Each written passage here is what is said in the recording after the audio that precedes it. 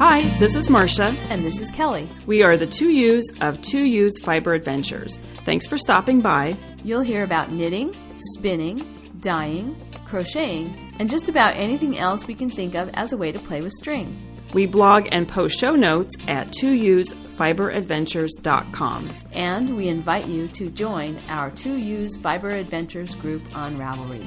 I'm 100 Projects. And I am Better in Motion. We're both on Instagram and Ravelry, and we look forward to meeting you there.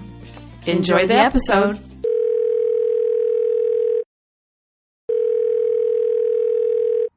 Hi, Marsha. Hi, Kelly. Well, how are you? I'm doing great. How are you doing? Yeah, pretty good. Yeah. Good. Yes, well... Busy? Me too. Oh my gosh, the month of November. Mostly fun stuff for me, so I'm not complaining or anything, but oh my gosh, am I busy. Yeah. Yeah. We missed our single shot prize drawing on November 1st. Yes, but we've drawn a name. Yeah, we have. Should we make our announcement? Yeah, let's do it now. Let's not keep everyone in suspense till the end of the episode. Let's just take care of business right now. That's right. All right, so we did it. Well, should we say how? Oh, and we won't say how we drew the name, but we randomly drew a number, and it's number. Oh, I don't remember. I didn't write down the number. 54. Mm-hmm.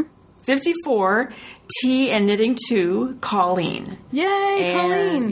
Yay, Colleen! Should we tell people how we drew the name? Yeah, because I think that's funny. It's funny. We were trying to do it with Siri, but we couldn't get it to work. So I called down. My son and his friend are down in the basement working on something. So I just shouted out and I said, pick a number between 1 and 84. Yes. And it was 54. So it was completely random. They didn't even know what we were doing. And no, but they wanted a prize. They wanted a prize, and we told them we'd give them a skein of yarn. Which didn't go over very well. Anyway, but let's tell Colleen what she won. So it's a skein of Lani Slana yarn. Mm-hmm. This is the yarn from Bear Ranch, which is a climate beneficial ranch. She is part of the Fiber Shed, Northern California Fiber Shed. And she's using practices which actually sequester carbon in her soil. And this has actually been documented with scientific analysis. They did a before of her soil and an after of her soil, and so they know that she's actually added more carbon to her soil. And so this wool that she grows is actually takes carbon out of the atmosphere. Mm-hmm. I don't know if listeners will remember when I talked last year about Fiber Shed and that event and how wonderful it was, but she was one of the speakers. And one of the things that she said, after we had seen some graphs of, climate change and ways that climate change could be positively impacted by things that we do. And basically one of the things that she said when she spoke was that agriculture can have a positive impact on climate, and it's really the only industry large enough to have the kind of impact that we need. Mm-hmm. And I thought, wow, that's kind of an interesting thing. If farmers and ranchers started using these practices, we could actually not just slow down global warming, but actually bend that trend line. And anyway, she was very inspiring, along with a lot of other people that spoke. But she was very, very inspiring. She's dyeing yarn now with natural dyes, and the skein of yarn is, I forget what weight it is, I don't have it handy, but it's dyed with sunflowers, and it's a very pretty soft green. Okay.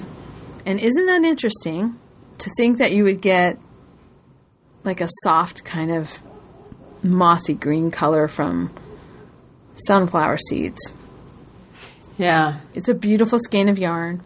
And I'm really happy to be able to send it off to Tea and Knitting 2. Yes. Congratulations. So she should just private message you, Kelly? Yeah. Just let me know your address, and I will get it put in the mail. Great. Yeah. Well, congratulations. And she's the one, just so you know, Marsha. Oh, yeah, yes, we need to, yeah. She first posted some patterns of cows that she was thinking of for her yarn that is kind of an electric yellow color. Mm-hmm. It's very pretty, but very bright. And a little bit variegated. And so a few people weighed in, and so she decided on the pattern that she was going to use. And she made it, and she didn't like the size, so she ripped it out, and she made it again. Yes, and so when we drew her name, we said that she really does deserve to win it because she made it twice. And it really was randomly, we picked that number, but it's really nice that she did win because she, something that was supposed to be a single shot, quick and easy, ended up being quite complicated. So, a lot of work behind it. So, anyway. All right. So, let's talk projects. Okay. You can go first. Well, I'm going to go first because I'm just going to force my way in because I actually have 2 finished projects. Woohoo! Woohoo! So the first one is I finished Recoleta by Joji Locatelli. Locatelli? Yes, you did the first name very well. Anyway, when I wrote down, I always make my notes what I want to say, and what I wrote down was, I love, love, love this sweater. All right. This is a great pattern. And I first of all, I have to just back up and say, I had been, a couple years ago, I had put this pattern in my favorites. And I think it was the second year we went to the Knockers retreat. Mm-hmm. My door prize was a free pattern from Joji Locatelli. Oh, I did it right. Oh, that was perfect. So anyway, I have to say thank you to Barb and Tracy for getting the prize. Thank you to Joji for donating the prize. Yes, Barb and Tracy are from the Two Knitlit Chicks. Yes, yes, and help. They organized the retreat along with Gail and Charlene, and other people helped work on it too. But they got the door prize, so thank you to them. Thank you to Joji for donating it. And so I had the pattern, and when we went to Stitches, I bought 3 skeins of the Neighborhood Fiber Company worsted weight yarn, which is what you had used for your Ohm shawl. Yeah, and studio worsted. Oh my gosh, it's beautiful. So I have to say, I love the pattern. I love the yarn. Love knitting with it. I love the way it feels. And the color is Druid, which is that we've talked about this before in the podcast, but if people are new to the podcast, it's kind of a gray-brown, and you said it's sort of fig colored is what you call it. I would call it fig. Yeah. So anyway, the other thing too about sizing, and it says the sweater should be, you should pick a size that has some negative ease.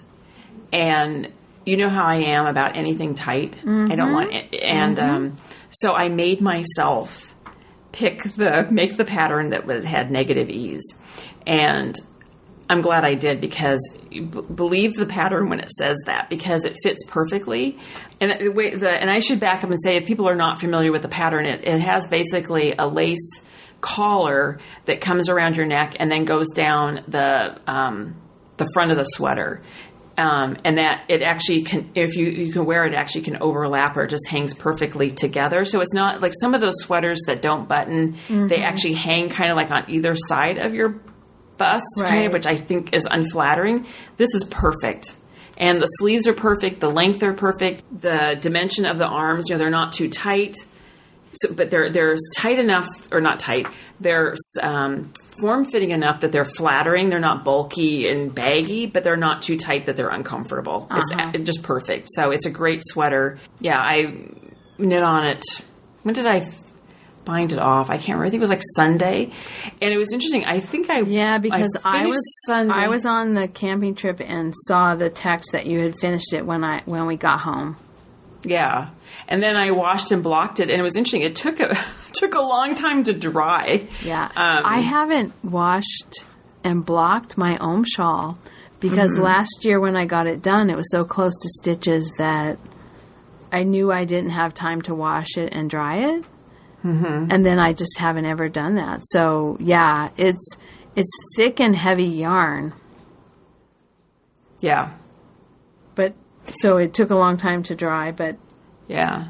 And I left it on the on the towels. I had it on the bed with about 3 towels, and it wasn't completely dry, but it was, like there's sometimes it reaches a point where it's not going to stretch, or if you pick it up and move it. So I just picked it up and moved it, and I have a drying rack, for clothes, and I just put a towel over that, so it made a more solid surface, and then I put it on top of the drying rack, and I put a fan on it, and then once it got some air movement, it dried pretty quickly. But anyway, I really like the pattern and would recommend it, and I'm going to look. I actually have some of her other patterns marked that I would like to make. So yeah.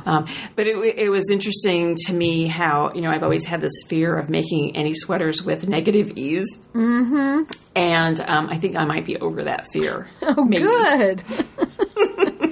Well, I think there's some times where that's warranted, and especially with lace, where you block the lace out, and then also. I think the studio worsted is superwash. It could be. I mean, I don't remember. I think the pattern said that they actually used Neighborhood Fiber Company for the pattern, and it was like a special one-off thing they did for like a knit-along, I think. Okay. So, yeah, I'm looking at the pattern right now. I looked it up. So it is designed for that. Oh, it doesn't say it's superwash. It just says it's merino wool. Okay. Oh, machine wash, yes. Oh. So that would make sense, too, because one of the things I'm worried about with my Ohm shawl is I know that with a machine washable, with a washable wool, a lot of times things stretch. And so they say, oh, well, you're going to need to pop it in the dryer. And I have all these, they're not stone. They're probably like bone, or the buttons on there. Yeah. What's the thing? Antler, right? They make buttons out of that. From my button stash, these are all the natural buttons that I used. 20. Oh, count you have to take them all. I'm not taking them off, but I don't really want to send them like tumbling around in the dryer for a long time. Right. Yeah. With 20 buttons, so if I wash it and dry it, I'm hoping that I can wash and dry it without it stretching out too much. But so that makes sense. If you make something with negative ease with this pattern, that by the time you wash and block it with a washable wool, you won't have to do that. Oh my God, my sweater grew. Pop it in the dryer.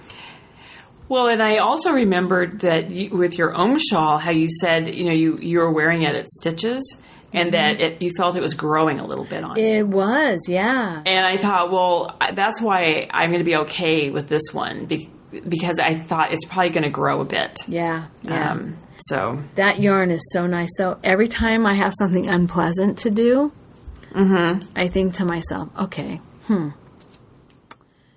maybe what I should do is, if I get this done in this amount of time, I can go to the Neighborhood Fiber Company website and order yarn. And then I don't do it because I still have the gradient kit that I won as a door prize at Knockers last year. It's their rustic fingering. 5 little mini skeins. It's like 1,200 yards. So I have to find something really good. I mean, 1,200 yards is a lot. So I have to find something really good to do with that. So every time I sort of try to trick myself with buying Neighborhood Fiber Company as a prize, I remind myself that I already have some. But it's nice yarn. Yeah. Very nice yarn. Yeah. So anyway, I'm very happy with it, and I'm done. So cool. I have been wearing it. I'm wearing it right now as we record. And I'm noticing in the pattern that not only does it have lace in the collar, but has lace in the back. The whole back. That's a lot of lace. It's very pretty. Remember I said I couldn't leave the house with this pattern? Right. Because I just had to sit there. I had the pattern, on a... those magnetic boards with a little ruler thing on it and I would just go line by line. And I did take it. I broke my rule. I did take it when my mother was in the hospital because I was just sitting in the hospital. And, I was just sitting there. She was sleeping. And, so I got a lot done there. But it was not really a traveling project or a knitting group project. It was, but anyway, yeah. So I really like that. Okay. So, and then my other project I finished, and I have to laugh about this one, but we were sort of talking about the single shot. Mm-hmm. I think I started my single shot well into October. Our deadline was it had to be finished by November 1st. But I had a lot going on because my mother was in the hospital, and I had a lot going on, and I was looking at patterns, and I couldn't really decide what I wanted to do. And I picked a pattern, and then I decided I really didn't like knitting the pattern, so I just ripped it all out. And you had as hard a time as Tia knitting too. Yes, because I had to laugh because the whole point of this was something single shot. The whole point is it's something quick and easy, a one-off quick and easy thing, like a quick and easy, like a shot of bourbon, right? Hey. And mine became much more complicated than that, and I cast on and I knit something for a bit, and I thought I just don't like it, but yours had the gauge. Yours was more like a double martini with just a drop of olive juice and a lemon twist. And maybe I'll have a little sprinkle of bitters. Yeah. And then I'm just going to, that doesn't taste good, so I'm going to throw it out and just start something new. Anyway, so what I did is I thought, well, I just want a simple hat. Well, and I should back up and say the yarn I was using is the Rambouillet, and I wanted something that would show off the colors that I dyed it more than the patterns I was using. Mm-hmm. So I ended up since I had the gauge and I had my hat size, the circumference of my head, I just cast on. So what I did is I cast on 84 stitches, and then I just divided that by a number that is a number that would make it even. So I divided it by 7, and I got 12. So what I did is I just put a stitch marker every 12 stitches. So that was 7 stitch markers. And I just knit to a certain point. I think about 7 inches, what I decided, or what I felt was a good enough length so it would cover my ears. And then I started decreasing at those stitch markers, and I would decrease every other row until I thought, well, I think it's getting close enough now that it's closing a hole, kind of making a smaller hole at the top of my head. Right. And then I just decreased every row. That's what I did. So anyway, and it's nice, and I've been wearing it pretty much every day when I take the dog for a walk. And I like the colors that I dyed it, and I really like the yarn. Mm-hmm. And I like that yarn too. Mm-hmm. Yeah, it's really nice. And the other thing I was going to say about the yarn when I was knitting with it, and Kelly, because you've not knit a project, you just did the swatch, right? Right, with the Rambouillet. Yeah, with the Rambouillet. What I was going to say about the yarn is interesting is you come across these thick and even though it's machine spun, there are some thick and thin parts. Yes. And I was wondering how that was going to look in the finished hat. And it was so interesting to me when I washed it and just laid it out flat to dry. All that thick and thin is gone. It's all even. Yeah.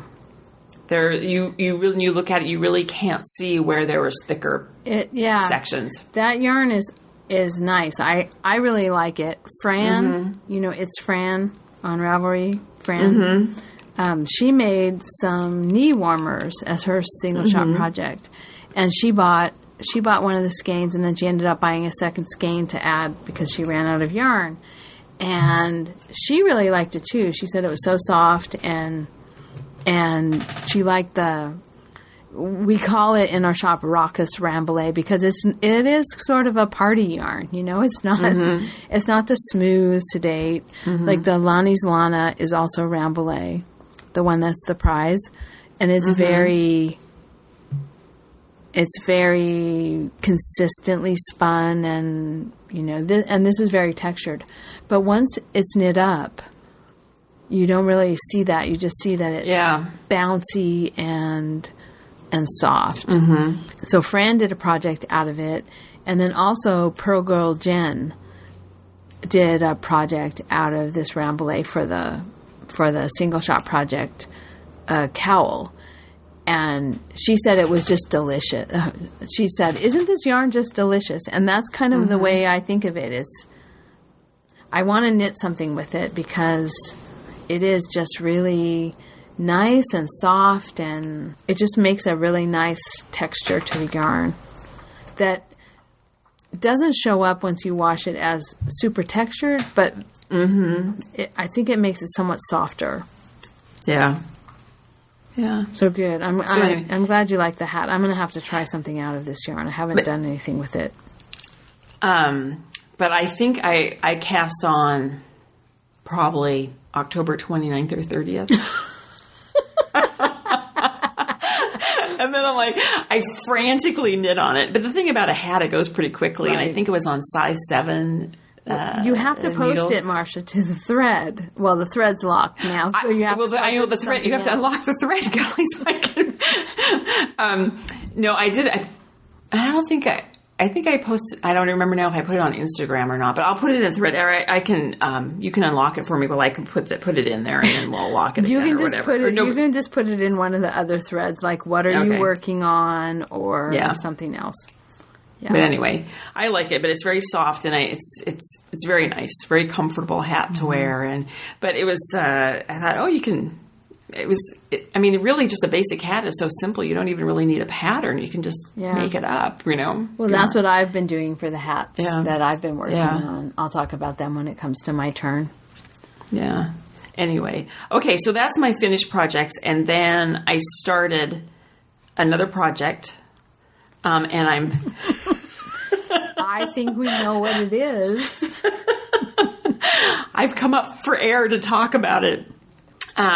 So my combo spin, my first one, I finished spinning all the yarn. I have about 1,200 yards, and it's probably worsted weight.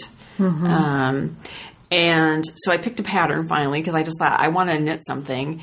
And I should also say, the pattern I picked is called Beeline by Heidi Kirrmaier. Okay. And I can't believe I'm making this, Kelly, but I'm making a pullover.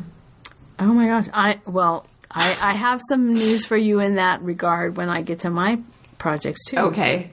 I don't have any, I don't make pullovers and I don't wear them very much because I always get so hot, not so much now because I'm sort of beyond that age now. But yes. Yeah, I reached a certain age and I'm not getting quite so hot as I was in the midst of all of that.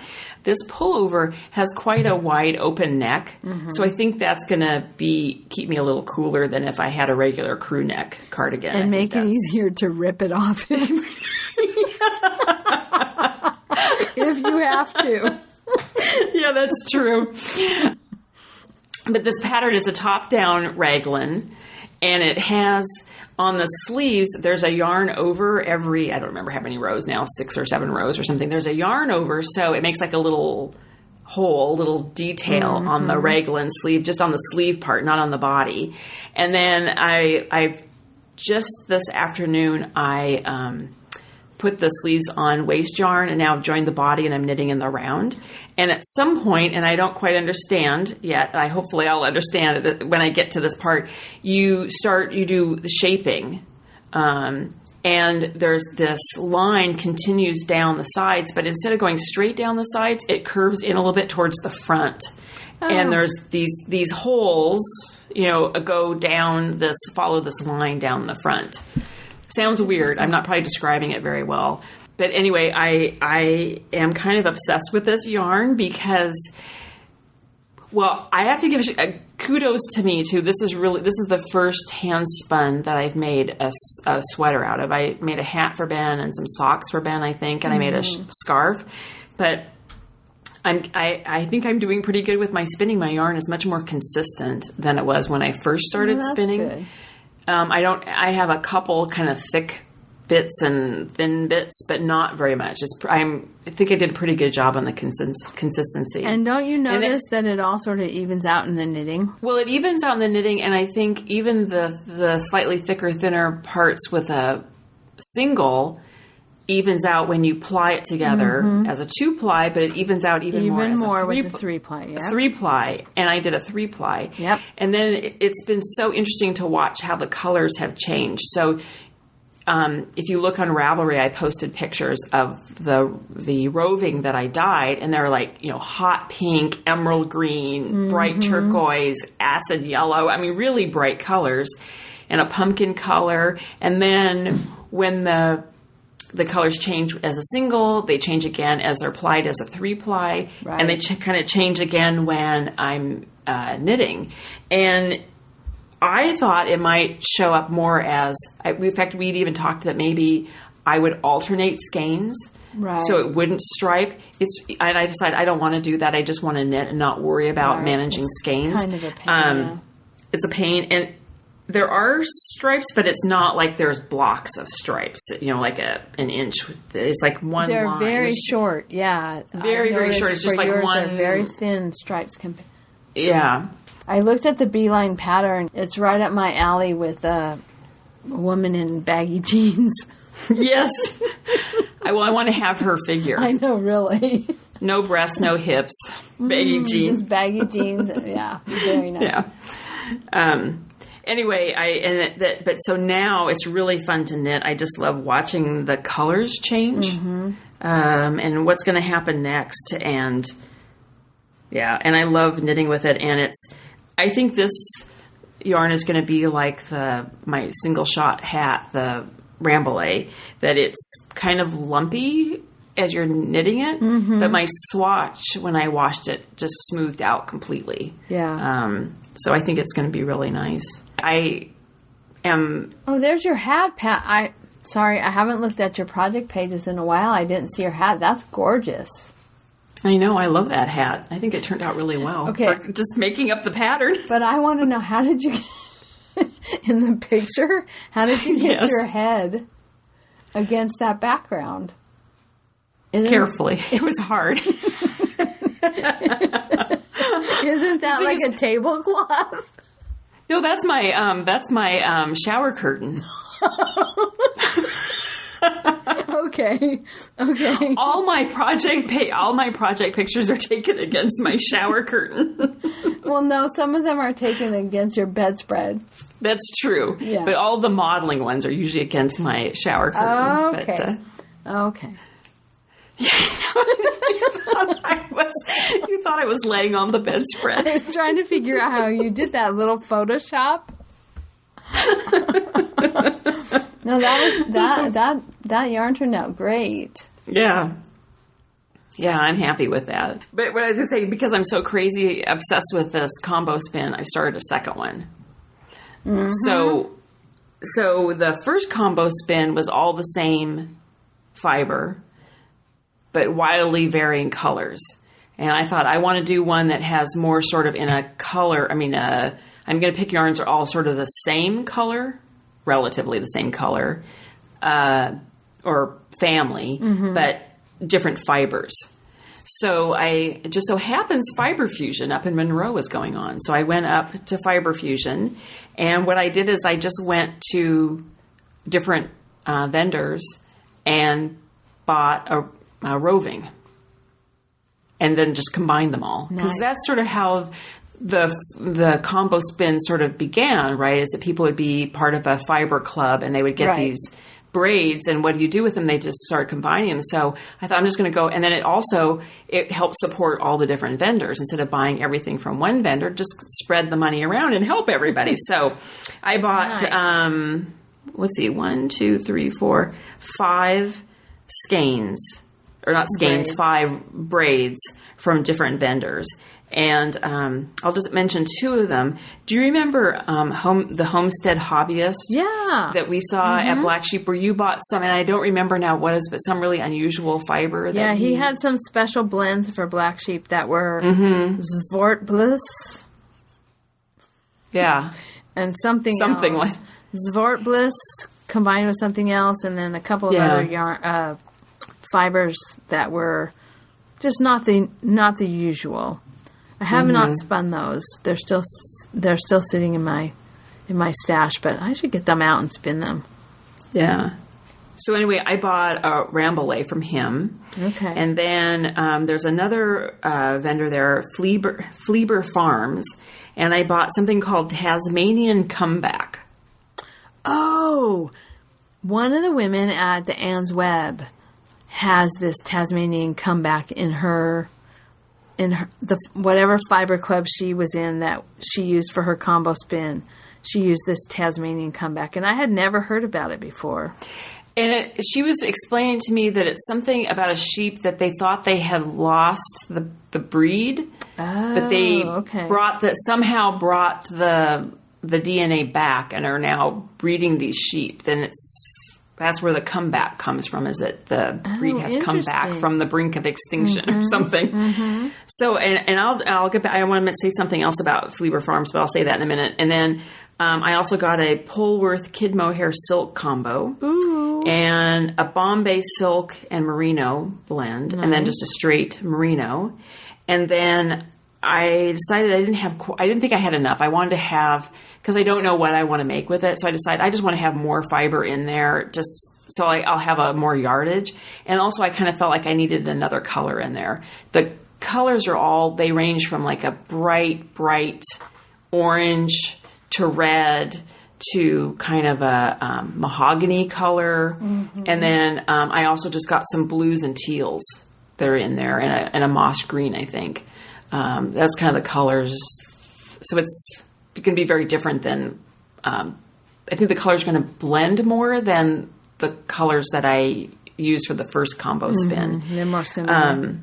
And then I just had some Corriedale top that I dyed black, like a deep black and a charcoal color that I threw that in there. But what I want to say about Fleeber Farms is she had something I thought was fantastic, and I had to buy this. It's a box, and I said to her, it's like the Whitman sampler of chocolates, you know? Yes. That it's called Breed Study, and there's 1 ounce each of 32 different breeds. Fun. All in a box.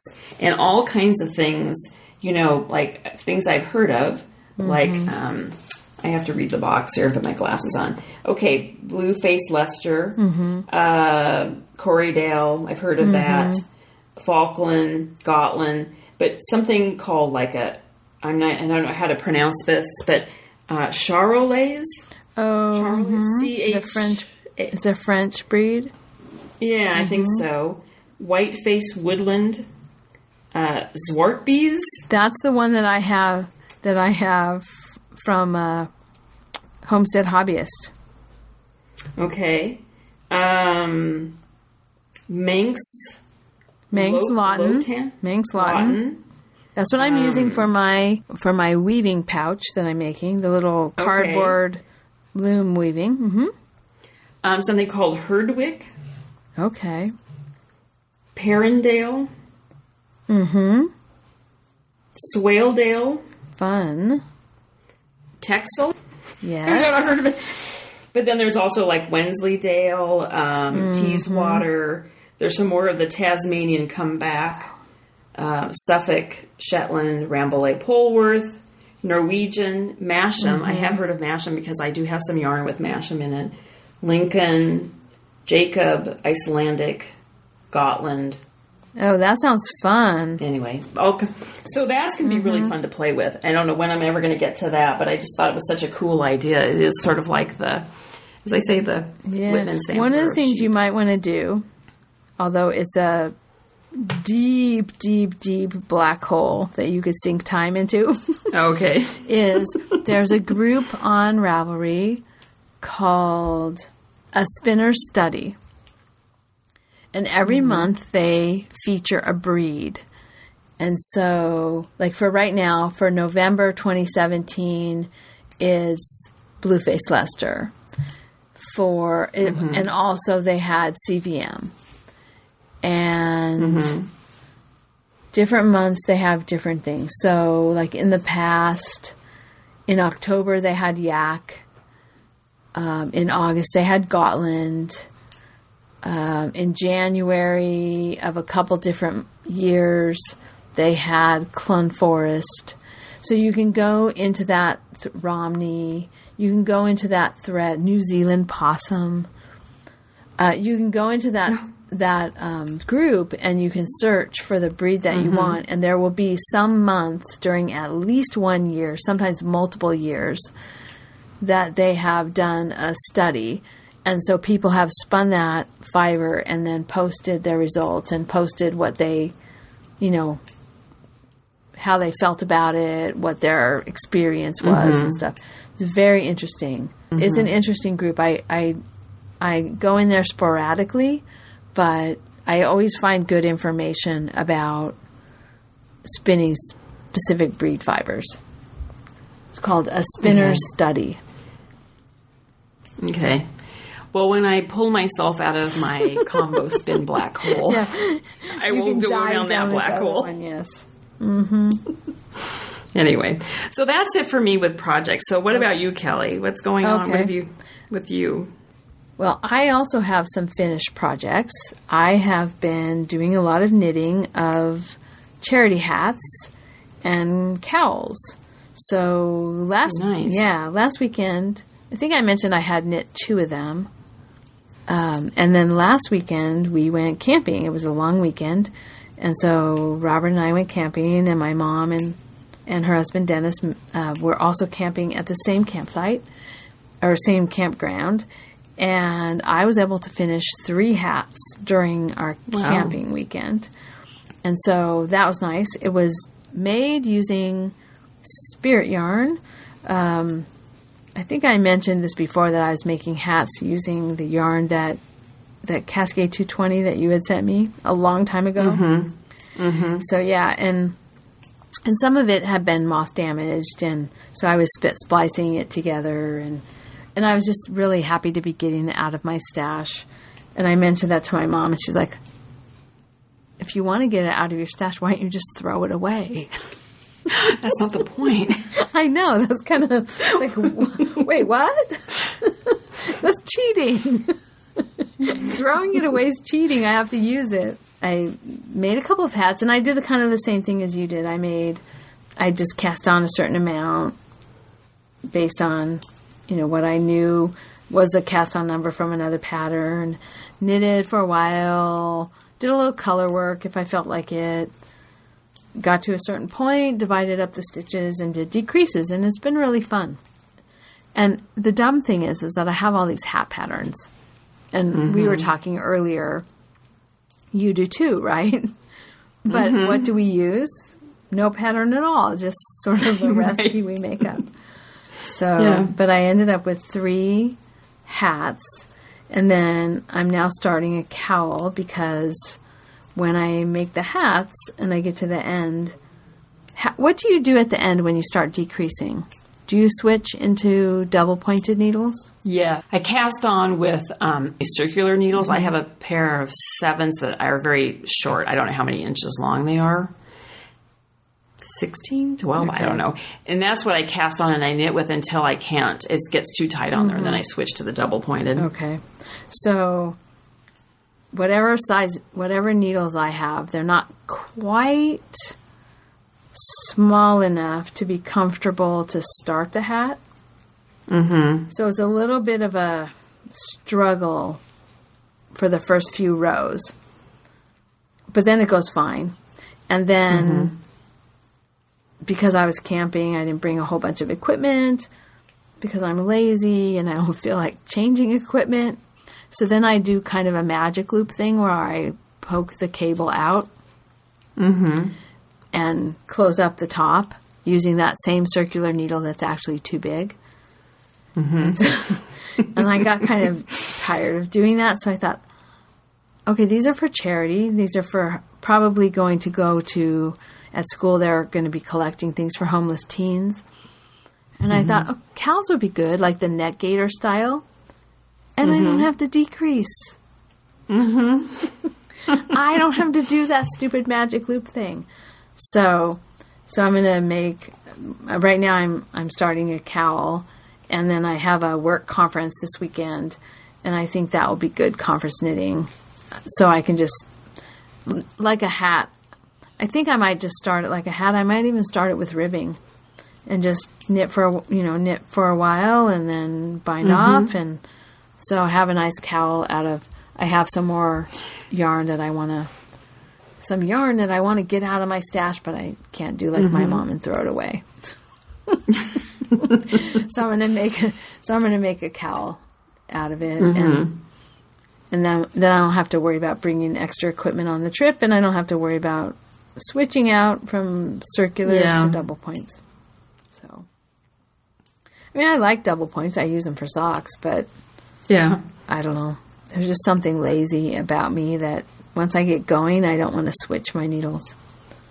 But that poking the cable out thing is annoying. I know, and some people really love the magic loop, and then it seems like either you love it or you hate. Yeah, either you love it or you hate it. Yeah, I just hate magic looping. I do not enjoy it at all, even when I'm using the right kind of needle for magic loop, where it has a long cable and it's really flexible. Because like when I'm talking the hat, I'm talking about those boy needles with a really stiff cable. You know, the ones you can buy like anywhere. Yeah. Aluminum with a really stiff, you know. So, okay. Or those plastic needles, those old plastic ones that we like so much. I love those. They're not flexible at all in the center. That cable's not flexible at all. No. So they're not good for magic looping either. But even when I use the kind of needles that are perfect for magic looping, I do not like magic looping. But anyway, so those are my finished projects. I finished 3 hats, and I've got another hat and cowl in progress. So I'm happy about that. I've been working on the hand-spun Cowichan sweater using the CVM, and I did the pockets, which was really fun. That was kind of cool. I had never done those kind of pockets before, so that was fun. Did the colorwork band at the bottom, and now I'm on the whales. Oh. Yeah, so I'm at the band that goes, it's going really fast. I haven't been able to work on it in about 2 weeks, just because I have to sit down and look at the pattern and pay attention, because it's the colorwork whales.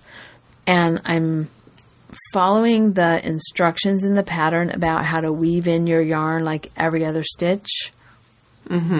But I have to be really careful about my tension, because if I'm not, then the stitches that you weave on the back show in the front. And I don't want that. So I've had to rip back a couple of times when I haven't had the right tension. So I'm knitting two-handed, 3 different colors, 3 different yarns, two-handed, and weaving every other stitch. It's interesting. It's fast because it's quick, because it's thick yarn, but it's slow because I have to think about what I'm doing so much.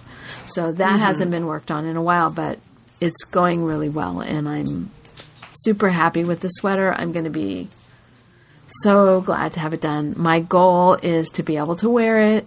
We're going camping over Christmas, and I'd like to be able to wear it on that camping trip. So I do have a deadline,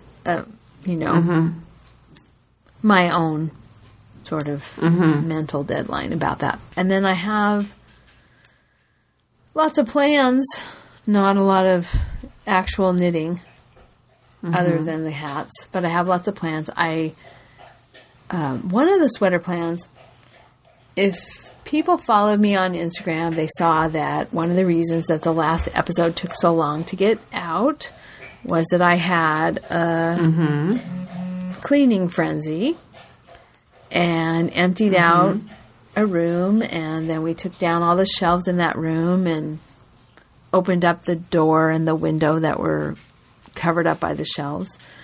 But one of the things that had to happen when I did that was I had to throw a bunch of stuff away. And so I threw away a bunch of knitting magazines. Well, I didn't throw them away. I put them in recycling. But I got rid of a lot of knitting magazines.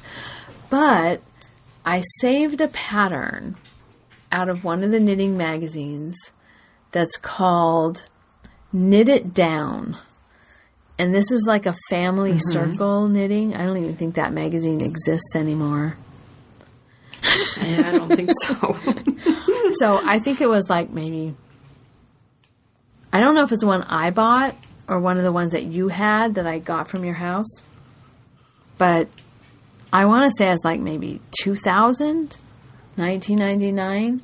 But it's a pullover, and I don't usually think about pullovers.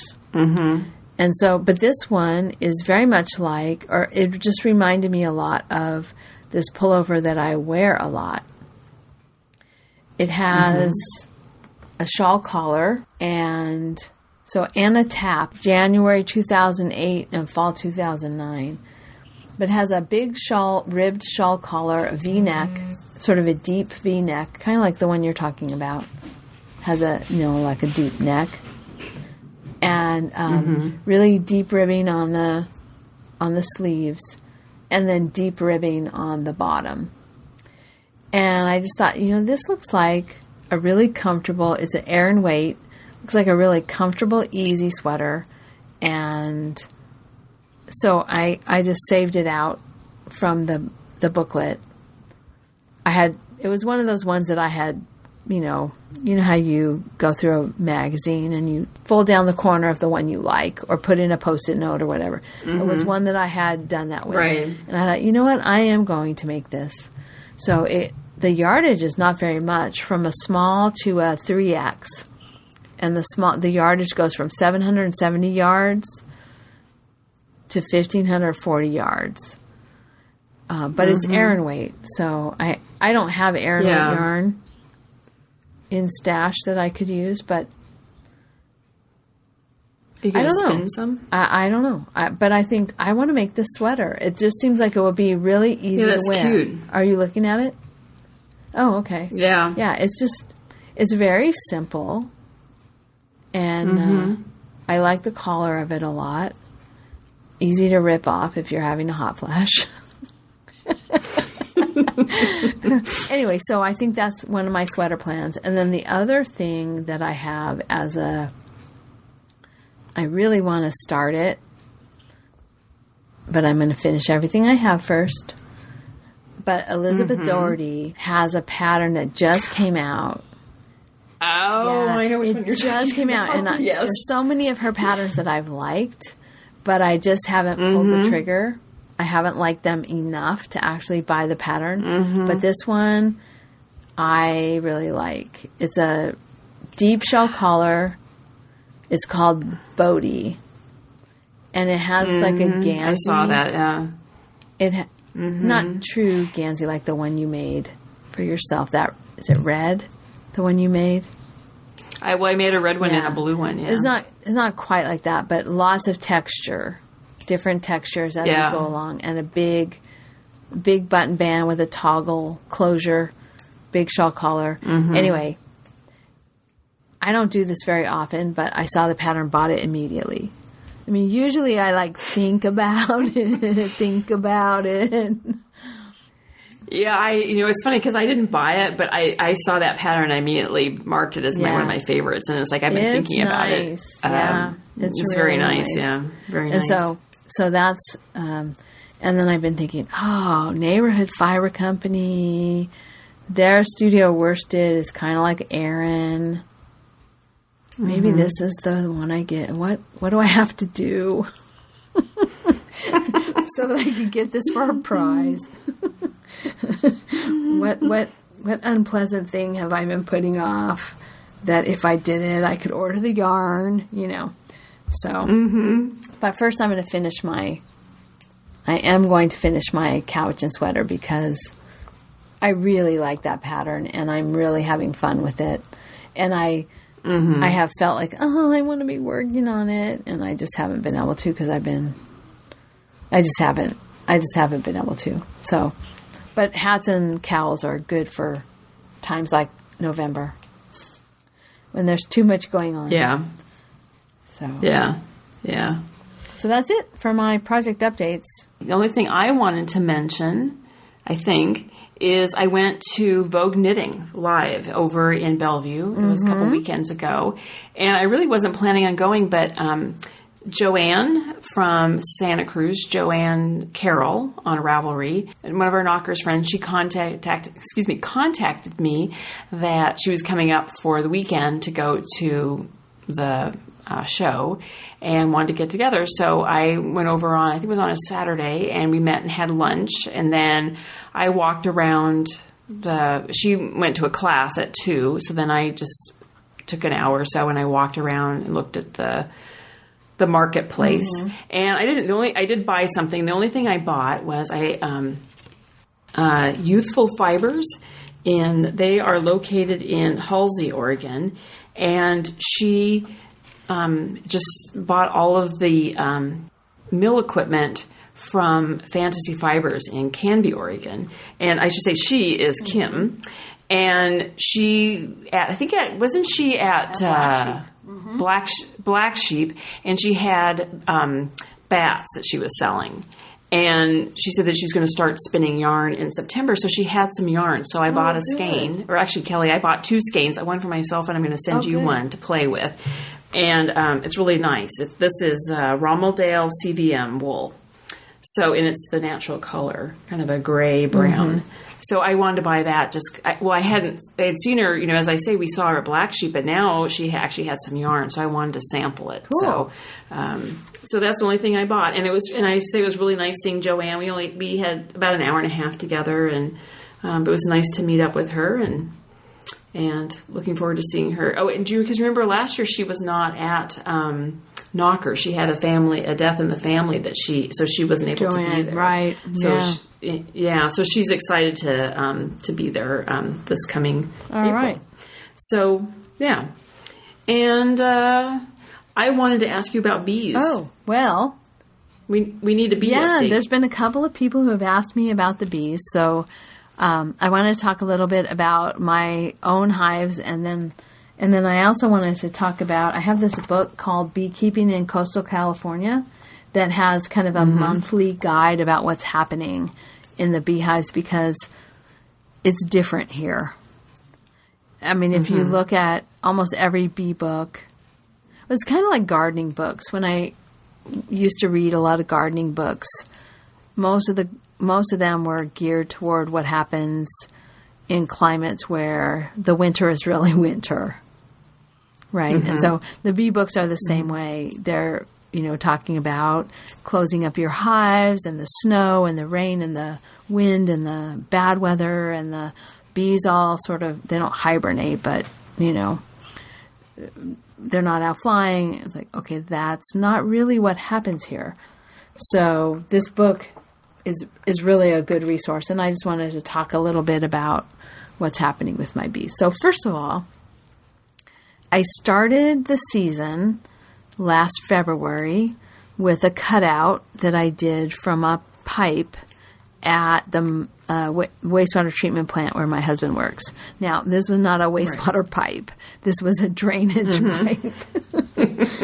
I'm not actually in the plant. It was in the road. It was like a drainage pipe that goes under the road on the way up to the plant. So that was my first hive of the season, and then I bought 2 packages from Bee Kind in Petaluma, which is up near Santa Rosa where the fires were earlier this year.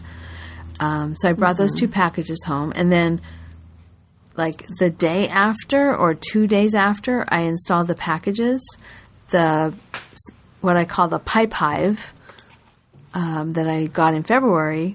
So I got the packages in the end of April, and the 1st of May, the pipe hive swarmed. And so I had, it split into 2. I was able to capture the swarm. So I had 2 generations of the pipe hive. And then I had the 2 packages. And then shortly after that, a swarm moved into my swarm lure. So I've got 2 packages from Bee Kind. So I've got the 2 Bee Kind genetics hives. I've got the 2 pipe hive genetics hives. And they're very different. The Bee Kind bees are very orange. I mean, color is not the only thing about the genetics, but just from looking at them, the Bee Kind bees were very orange, and the pipe hive bees, their genetics were very black. So I had the 2 sets of genetics, and then I got the swarm that moved in was also very orange. So that swarm that moved in to my lure, I've given to a friend. And then the 2 pipe hives, I lost them both. Okay. And I think they swarmed again. So I got them in February. They swarmed in May. I think they swarmed another time. And I think that's one of the reasons that I lost one of the hives was from swarming. That they just swarmed, and then the hive that remained, because when they swarm, they split. The existing queen leaves, and the bees that stay, they create a new queen. But she has to get mated. And if she doesn't get successfully mated, I mean, there's nothing they can do. They don't have a laying queen. And I think that's what happened, because the last time I went in, they had a queen, and there was a handful of bees. I mean, like, not even 100 bees with the queen. So there was a queen there, no eggs, nothing. But a queen was there. And a lot of people at that time will just kill the queen and combine the bees. I couldn't do it. What'd you do? Bee hospice. Okay. So I just thought, okay, well, there's only a few of them. They'll eventually die. Once none of the workers are there, the queen won't be able to live. And I'll just let them die a natural death. I just couldn't hasten it. So, but anyway, I lost the pipe hive. Now, I do think that those pipe hive genetics are still around, because I have a hive in a tree on the property, and they had disappeared, and now they're back. So I think one of the swarms probably ended up there. So the genetics are still around, but I don't have the hives. I lost both of the hives. So now I'm down to 2. One I gave away, and then the 2 from the packages. But let me just explain this a little bit. I hope this isn't too confusing. The 2 packages that I bought, one package was really successful. The other died. Okay. They were not successful, and they dwindled down to hardly anything. And once they dwindle too far, they start, like, drifting into a different hive that's more active. So one hive was successful, one hive dwindled. So I just took apart the hive that had dwindled, and I split the hive that was successful. So does that make sense? So I lost a lot of hives this year, right? I lost both of my pipe hives, the original and the swarm. I lost one of my packages, but I was able to replace it by splitting the other package. Right. So anyway, I have 2 hives. Both are doing super well. They seem to be. They're really busy. They're packing in the pollen. It's November. Most of the country, beekeepers are like, okay, October 31st is like the end of the bee season, and snow's coming, and the bees will be not active and stuff. But my bees are pretty active right now. So anyway, this is what the book says. What are the bees doing? So this is what they're doing right now. They're evicting the drones from the hive. So the drones are the male bees. And at this point, there's no queens that are breeding. There's no need for drones. And so... And they're probably a drain on the... Exactly. On the hive. Exactly. And so they're being dragged out and dropped off. I'm sorry. I don't mean to laugh, but it's just kind of horrible. Well, but I'm laughing. Okay, sorry. So this is the life. This is the life of a drone. Their job is to provide male genetics for queens that are breeding, not for that hive, but for other hives. So their only purpose is to go and find a queen that's out there, a virgin queen that's out there needing to be mated, and mate with her. And if they're successful, they die. In the act, they die. They destroy their body by mating with the queen. And not after the act, but during the act, they die. Well, it rips out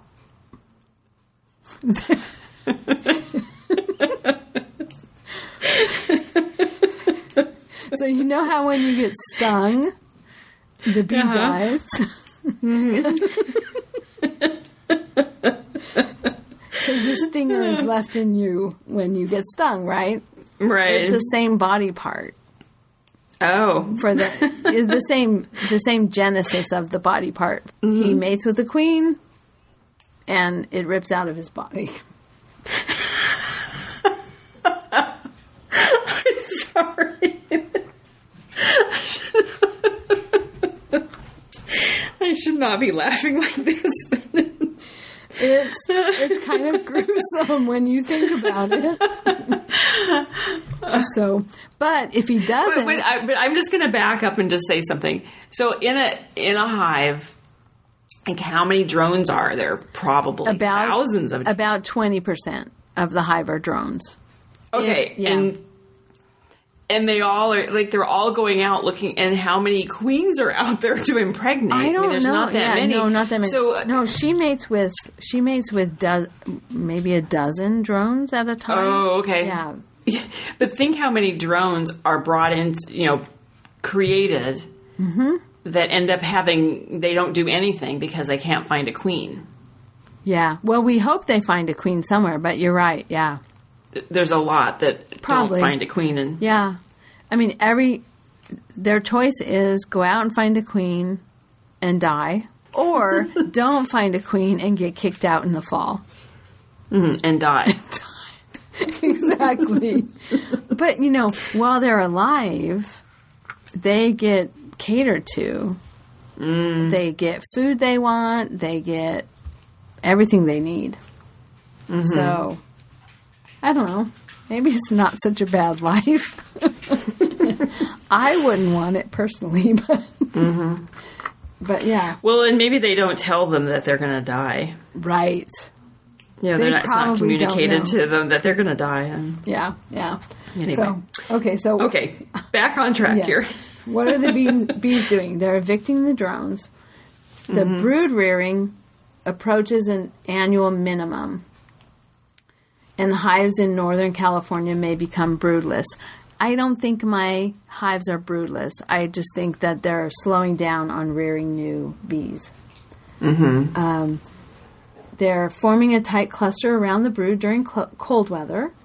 And they're foraging for pollen on eucalyptus. So we have lots of eucalyptus. I don't know. And it starts to bloom around now. I don't know that my bees are bringing in eucalyptus. I'm not really sure. But they are bringing in a ton of pollen. And then some of the other places where they're bringing in pollen. Let's see. Black mustard, eucalyptus, blueberry. That's odd. I don't know where they'd be getting blueberry. Maybe from commercial crops. We have pepper trees, the Brazilian pepper tree, and that's a major nectar source at this time of year. The California pepper tree is also one. Ivy. You know how I hate ivy. English ivy is a source of both nectar and white pollen at this time of year. Strawberries. There are some strawberry crops growing right now. Commercial crops. And then the manzanita starts to bloom. And so there's food and stuff for the bees. And then it says, in Central and Southern California, the weather favors continuous brood rearing. So my bees won't stop raising young. They just won't do it as actively. If hives are not in urban areas or other areas where forage is plentiful and competition from other hives is scarce, they will benefit from being fed. But now I'm in an urban area, and this says, hives in mild urban locations, which would probably be me, are in a great position to thrive during the fall. They will have access to countless floral resources. If the hives have relatively low varroa mite populations, they can be provided with honey supers. But it says even rural locations have the potential for nectar flows driven by manzanita and eucalyptus. And then it says that the other issue is that commercial beekeepers bring their hives into the area. Mm-hmm. And their hives are on the coast for a few months, and during that time it is possible for both groups to coexist. But, I know some people who have bees in an area where, right near where a lot of the commercial beekeepers bring in their hives right now, waiting for the almond crop. And it's a problem because they compete for the resources. So, they bring in thousands of hives. And so let's say you're a small beekeeper in the area and there's forage for your bees, but then all of a sudden thousands of hives arrive in a field just like a mile away. That's a lot of competition for your resources. Yeah. So luckily for me, I don't have that issue. That is one of the issues in this area. Mm-hmm. Is that competition from the commercial hives that come in. Because they come here to wait for the almond crop to be ready to pollinate in the Central Valley. So anyway, I'm hopeful. Very interesting. Yeah, I'm hopeful that they'll be able to make it through the winter. So far, so good. My first year's experience, one of my hives didn't make it this long, and the other hive made it through the winter, and then in early spring had a problem. Mm-hmm. My second year experience, I had one hive, and it was a swarm that I got in September, and it made it mostly through the winter, but I think by February, by February last year, I was getting the cutout, and I didn't have another hive, so it didn't make it. It didn't make it through December. So, but in December the eucalyptus really comes on, and what I noticed, from what people were talking about at the bee meetings that I went to, is pretty much after the solstice they start ramping up. So, if I can make it through December 21st, make it through Christmas, we'll see. Yeah. Okay, we'll keep our fingers crossed. Yeah. So I'd like to be able to have these hives just make it through the winter. Yeah.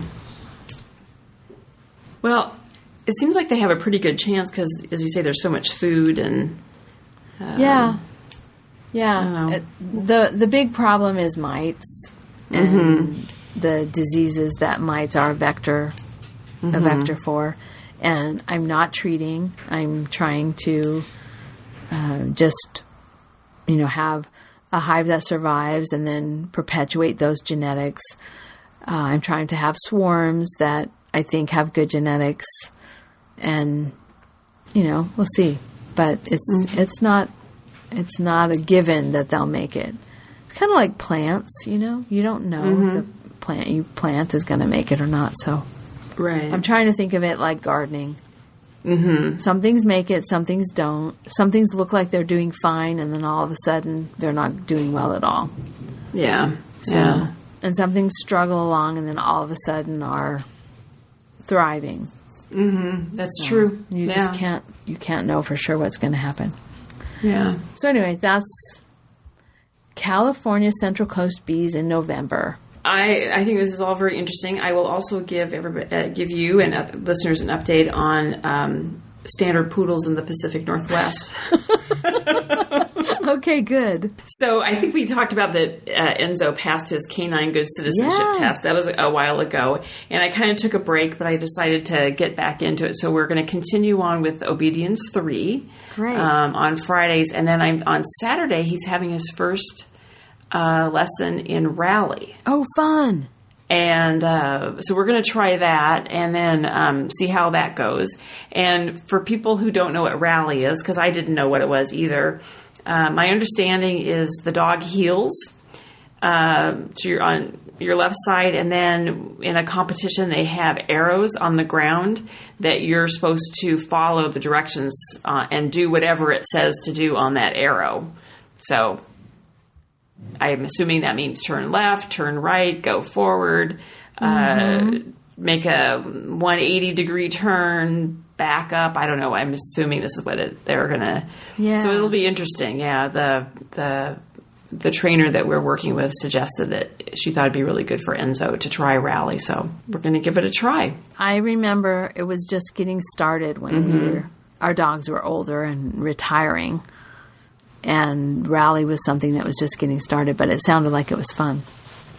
I was just kind of curious about competitions. Not that I keep saying this. I don't want to do a competition. You should do it. No, you should do it. But I was kind of curious because I looked it up, and the Seattle Kennel Club, when they have the dog show in Seattle in March, they have a rally competition. So I thought that might be kind of fun. I don't know. That may not be enough time to prepare for it. That was my first thought. Enzo's going to be here in March. Well, and that was the other thing is I realized I'm not going to have a dog. And even if I think I'm also gone in Scotland too. So, yes, I won't have a dog. I would just be out there by myself.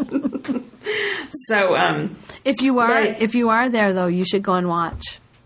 Yes. So that's what I did think. I will probably, depending, and Kim and I are getting together this Sunday to book our tickets to Scotland. So I'll have my dates figured out. But if I am here, I will go down and just watch it because I think it would be really fun to see. I was thinking of just going to the dog show anyway, just for fun. Well, and there's probably other events. And the one thing about the Seattle area is that it's not just Seattle. You know, you have enough of an urban area that there are other kennel clubs and other events if you were really interested in getting into that. So that sounds like fun. He's doing well, and he's going to be 2 on December 5th. Oh my gosh! Hard to believe he's going to be that old. Well, Rudy's 13. Yeah, hard to believe. I know. I remember, all of them, I remember when they were puppies. It's hard to believe that she's going to be 13. I know it. Anyway, so that's all I have. Okay. Well, I wanted to just make sure that we took a moment to wish all of our U.S. listeners a happy Thanksgiving. Oh, right. That's coming up. Next week. Something about November. It's just after midterm time. There's Thanksgiving, there's Veterans Day. And then after Thanksgiving, something happens. There's like a time warp because after Thanksgiving, it's like the end of the semester. From the end of from Thanksgiving break, which we only get Thursday and Friday off. But after Thanksgiving break, it's like a week, and then you're giving finals, or maybe 2 weeks, and then you're giving finals. But it always feels like, oh, it's November. It's not the end of the semester yet. Oh my God, it's the end of the semester. So, November is it flies by. Yeah. And then all of a sudden, the holidays are here. So, but anyway, I'm having Thanksgiving dinner at my house for some family, and sounds like you're having Thanksgiving at your house too. I'm abdicating from Thanksgiving this year, and I'm staying home. We're just going to have just Ben and I think Paul will come by for a little bit, and my brother may come by, but I'm not going to the big family blowout with over 30 people. This year I'm too much going on. I'm too tired, and I just need to have a little time at home. So, and I'm going to make a pie and a green salad, but otherwise I'm ordering my Thanksgiving dinner from Whole Foods. All right. Ordering it online, and if I could have an Uber driver go down and pick it up, I would do that, but I don't think I can.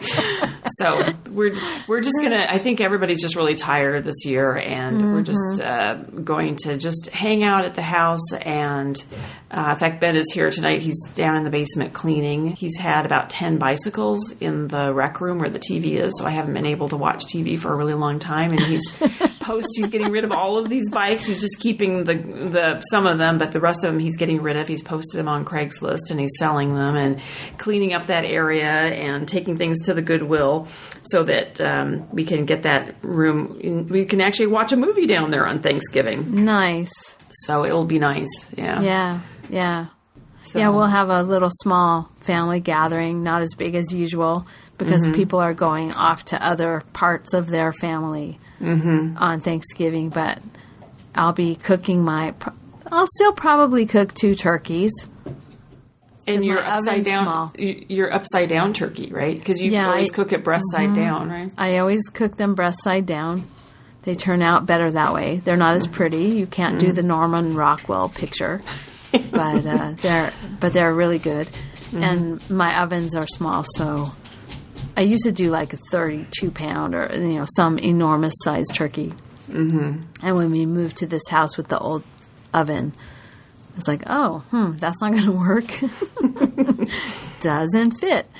So I usually cook 2 turkeys. So I like to get up in the morning and listen to music and make the stuffing, stuff one of the turkeys, put it in the oven real early, and then put the next one in. So one's done when the other one is still in, and it smells like turkey really early, even though we don't need the turkey in the oven until later for when everybody's going to arrive.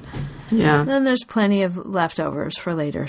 So we wish everybody happy Thanksgiving if you celebrate Thanksgiving. Yes. Yeah. All right, Marsha. All righty. Well, nice talking to you. We've gone long, but it seems like we haven't talked in a long time, and we haven't talked to our listeners in a long time. Yes. All right. Bye-bye. Bye-bye. Thank you so much for listening. To subscribe to the podcast, visit twoewesfiberadventures.com. Join us on our adventures on Ravelry and Instagram. I am Better in Motion, and Kelly is 100 Projects. Until next time, we're the 2 Ewes doing our part for World Fleece.